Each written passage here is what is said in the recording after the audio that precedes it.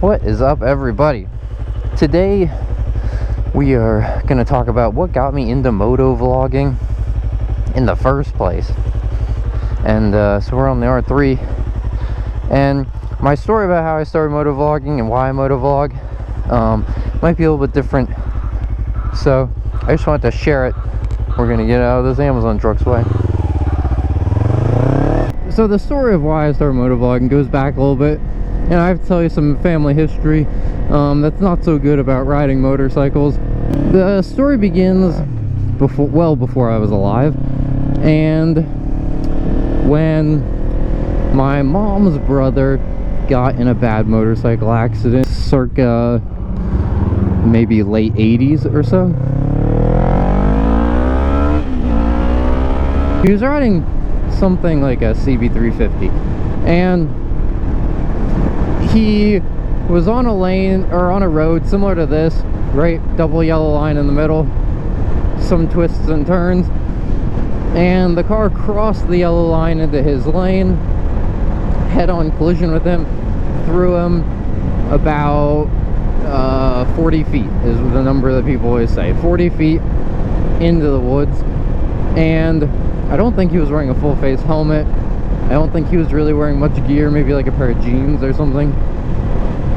But the story is never told that to me, and when I asked, that he was wearing much gear at all to speak of. And so he almost lost his leg. The doctors wanted to amputate his leg, and my grandfather fought against it and said, no, you can't take his leg. And so my entire life that I've known him, he's always had and walked with a limp. And so that's my mom's side of the family, and so motorcycles always have had a very bad reputation from her side of the family, and it was always well understood that I should never have a motorcycle and never ride. And on my dad's side of the family, both of these stories, by the way, happened before they were ever together. So they individually both kind of became scared of motorcycles. My dad's side of the family, he had a cousin, and this cousin, this guy, he was very into speed, and so he owned very fast bikes, very fast cars, and this was the era of cars having big engines and little drum brakes and stuff like that, right? So he had cars that went fast but didn't stop good, and he also liked to mix his speed with drugs. And so one night he was riding home. I think he actually was on a CB350 or something like that, some kind of like, you know, precursor to like naked sport bikes essentially. And he was riding on a suspended license, so he shouldn't have even been riding technically, right? He may or may not have been abusing drugs, but that was kind of his reputation. And so speeding home late at night one night, went off the road, hit a telephone pole, died. And it was because of some utility maintenance that they had dug up a portion of the road or something like that, but hadn't properly coned it off or protected against it. And so he hit it on his motorcycle, flew off. And so both of these stories had a very profound impact on me growing up as a kid, where it was just like, even though I thought dirt bikes were cool, I thought motorcycles were cool, it was always very well understood to me that I was like, you can't have one. My parents were very much against it. And so you might ask yourself, why on earth do I now have a garage full of motorcycles that I rotate through this channel and motovlog about it to publicize it? And that is a great question. So the way I see it is, I essentially ride very differently than them, right? I don't drink if I'm gonna ride, don't abuse drugs, I don't have a suspended license, I have an active license, and I also try to be pretty responsible and wear gear. And I also try to ride roads that are conscious of hazards like that. So I know you can't mitigate all hazards. There's just inherently hazards of riding and being on a road. But I think you can mitigate it through which roads you choose to take on your route. In my last video, I talked about monetization on YouTube, and I didn't mean for it to come across as negative to anyone. Hopefully nobody took it that way. Maybe some people took it that way. But I really didn't mean it in a negative way. I just meant that you shouldn't have your eye entirely on making money off of it if you have no experience with it, which would be the majority of people trying to motovlog, right? You don't have a lot of experience in content creation probably, or acting or Hollywood or anything, right? YouTube's a much different platform than that. Part of the reason why I did it was because I wanted to show that there are different sides of motorcycling, that you can ride a bike safely, you can be responsible, you can ride to have fun, you can ride to just enjoy your commute, you can ride for efficiency if you want, right? Some people might say they ride because they want to just spend less money on gas or something like that, right? It's like infinite number of reasons. I don't know them all. Maybe they ride because they want to look cool, right? Whatever it is. And I want to make this light.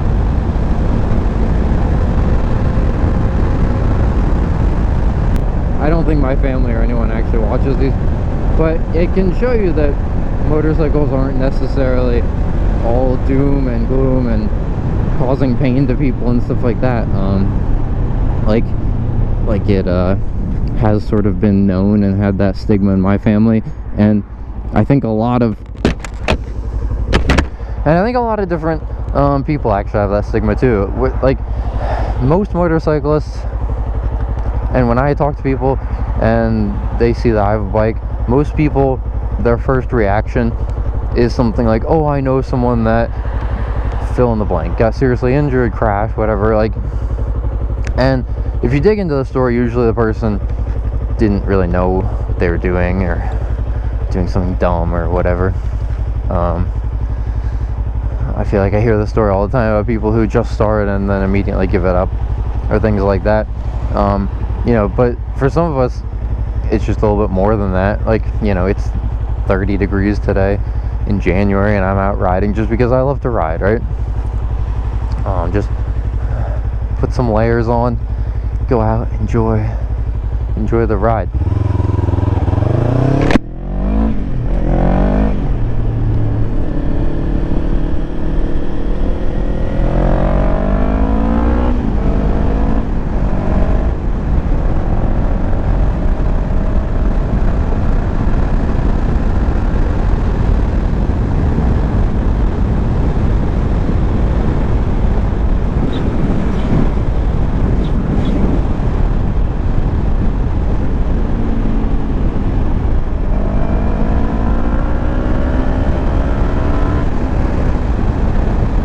Yeah, lots of reasons to motovlog.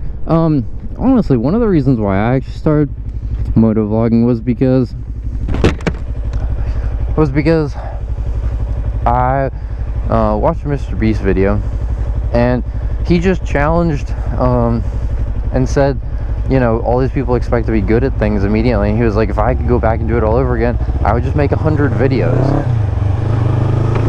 He was like, I'd just make 100 videos, and I'd enjoy being a small channel because then I could be creative and see what worked and learn a lot and modify things when the stakes are low. Because I guess the challenge for him with being such a big video, or a big content creator, big channel, is that he kind of has to give people what they expect, right? People have come to expect a certain amount of things from a Mr. Beast video, just like people have come to expect certain things from any large channel. And everyone's going slow today. And, you know, he's just essentially saying enjoy being small, enjoy learning, don't try to skip to the good part where you're making money or all this stuff, and just enjoy being small and and learn those lessons and be creative. And I think that's one of the things that I enjoy the most about being a small channel and not monetized and stuff, is I just get to make what I want, and I get to try different things. And hopefully this year in 2025 you're going to see a fairly wide variety of different stuff. I have some stuff planned that I'm excited for, and so I'm just excited for that and to learn. And I mean, quite clearly a lot of the stuff I've been making just doesn't cut it because it doesn't get that many views. That's kind of the background that I grew up in of riding. Never really talked about it before on this channel, how I was so anti-motorcycles. And you know, now my dad and my brother both ride too, but I feel like every time I ride there's some like weight of responsibility where it's like I can't be the next person who goes out and ruins it for someone else.